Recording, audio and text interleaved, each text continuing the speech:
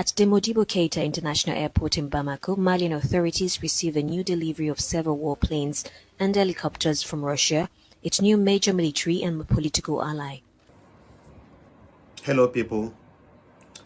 These people, they are not joking. You see the Wagner group, you see the Wagner, the Russian private company army called Wagner.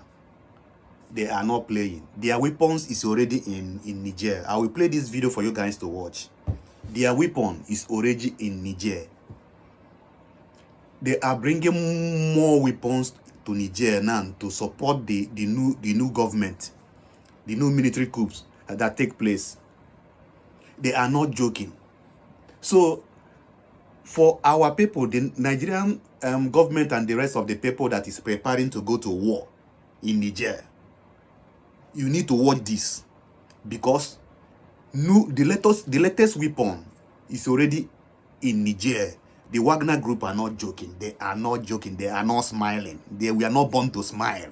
These people are well trained to the highest order, one of the best army in the world, and they have decided to sacrifice their life for the betterment of Africa. They are not joking. I will play this video for you guys to see the weapons that is on the ground already, and more is coming. More is coming. So, those my Nigerian brothers that is into the military, you better decide very well. I don't want you guys to die. I don't want our mothers to lose their kids. This war is not our war. Please, the senators and the ruling party, I'm begging you guys, don't go to war, because this Wagner group, they are not joking. They are not joking. All they need, Russia will provide it, because they are well trained and well supported by the Russian government. Let me play the video. Amid tensions emanating from the uncertainties surrounding the Niger coup d'etat, which saw President Mohamed Bazoum deposed by the military, and a warning from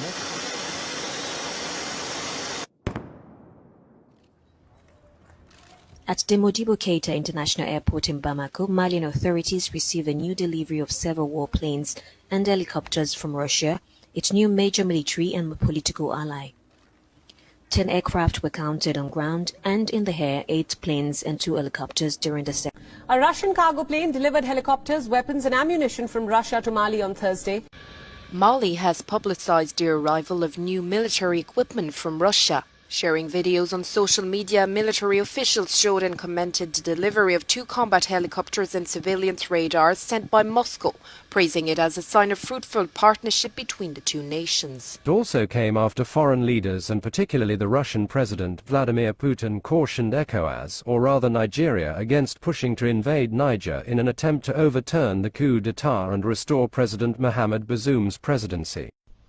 Good day, viewers. Nigeria and ECOWAS are being motivated by the Western countries to go ahead, that they got their back. They motivated them to go ahead and carry out military actions in Niger. The same Western countries that pushed Ukraine into Russia's confrontation, and later they abandoned Ukraine to their destiny. Now, the scramble for Africa has begun again.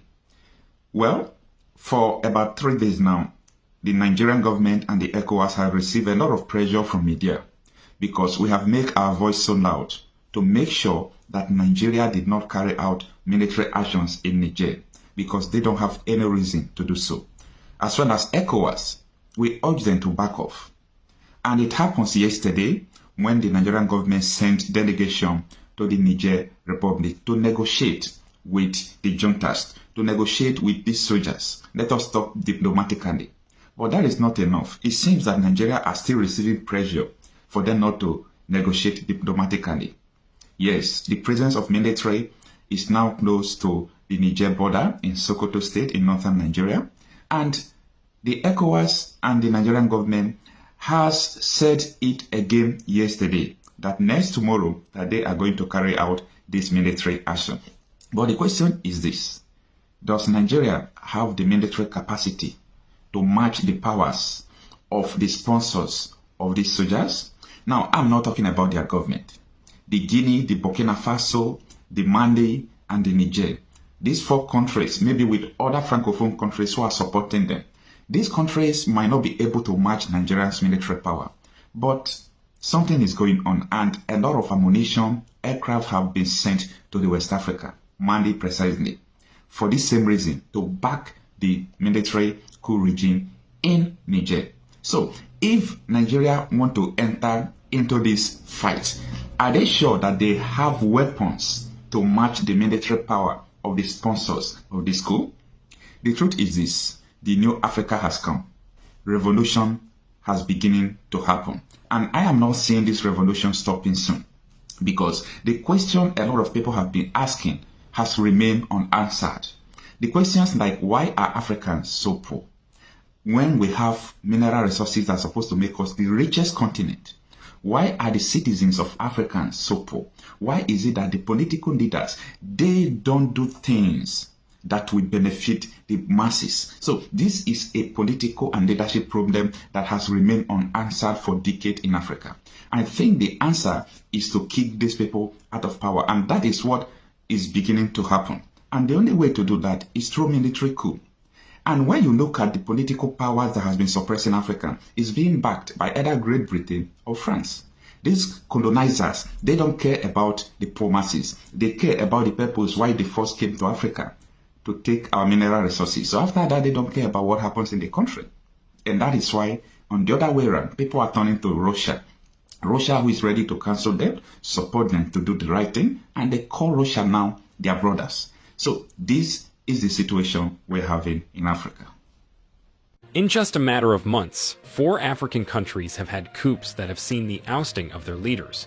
Russia and Africa in the fight against Nazism has been forgotten, but today we stand together, and today we're here to talk about the future of our countries and what will happen tomorrow in this new free world to which we aspire for, where there will be no meddling in our domestic affairs. We have shared prospects, and I hope that this summit will provide an opportunity to establish just peace and just hold order and relations between our peoples.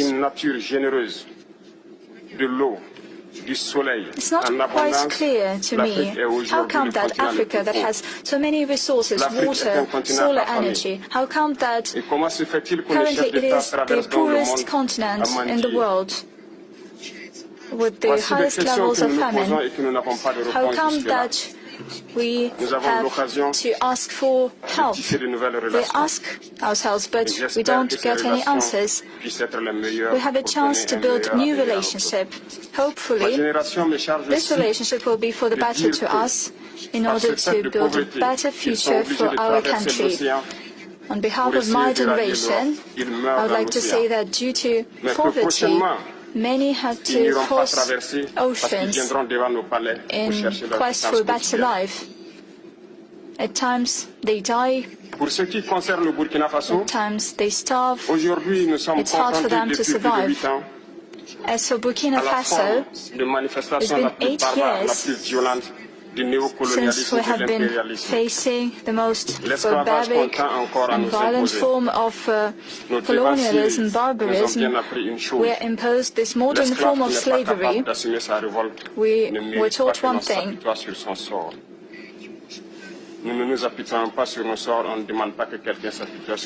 slave that cannot rebel does not deserve pity.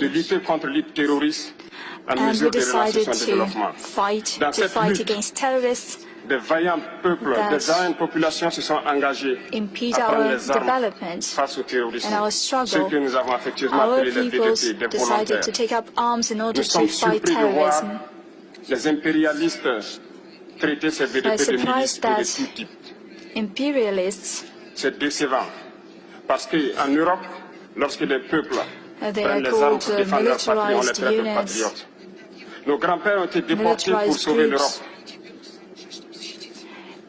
In Europe, people take arms in order to defend their motherland. They are called that they say that they are not patriots, but when my grandfather had to take up arms, it was against his will.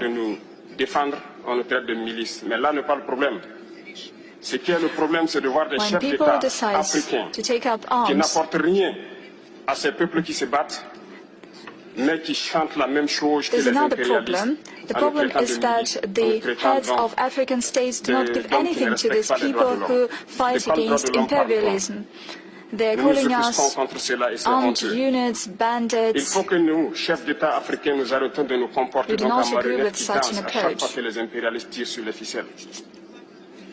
Hier, le président Vladimir Poutine a annoncé l'envoi de céréales en Afrique. Nous sommes bien contents. Nous lui disons merci pour cela. Mais aussi, c'est un message passé à nous, chefs d'État africains. Parce qu'au prochain forum, nous ne devrons pas venir ici sans avoir assuré pour ceux qui ne connaissent pas la guerre l'autosuffisance alimentaire de nos peuples.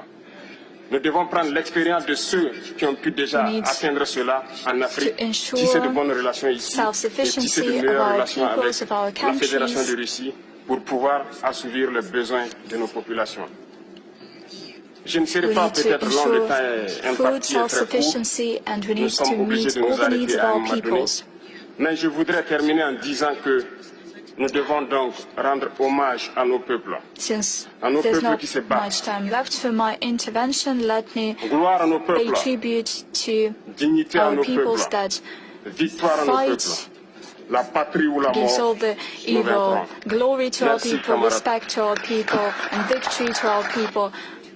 President Ibrahim Traoré of Burkina Faso has met a delegation from Niger as the military junta seeks support from its allies to protect itself from a military intervention.